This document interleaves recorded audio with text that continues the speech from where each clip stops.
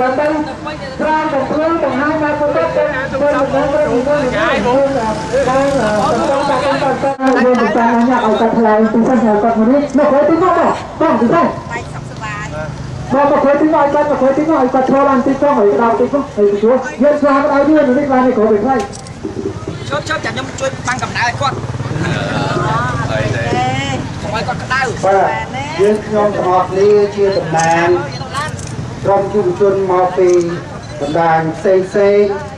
មានទាំងយុវជនមកពីជនជាតិភាគតិច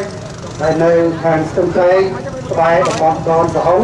ហើយថ្ងៃនេះគឺជាថ្ងៃទិវាបរិស្ថានពិភពលោកអញ្ចឹងពួកយើងដែលជាសកម្មជនបរិស្ថានព្រៃឈើនិងធនធានធម្មជាតិផ្សេងហ្នឹងយើងអបអរសាទរទិវាបរិស្ថានពិភពលោកថ្ងៃនេះហើយឆ្លៀតក្នុងឱកាសនេះថ្ងៃនេះយើងបានរៀបចំជាញត្តិមួយផ្ញើជូនទៅគណៈកម្មការទី3នៃរដ្ឋសភាដែលយើងយល់ថាជាគណៈកម្មការទទួលភារៈខាងធនធានទឹកនិងរ៉ែផ្សេងជាដើមហ្នឹងគឺជួយពំនាំនៅកង្វល់ការព្រួយបារម្ភរបស់យើងចំពោះគម្រោង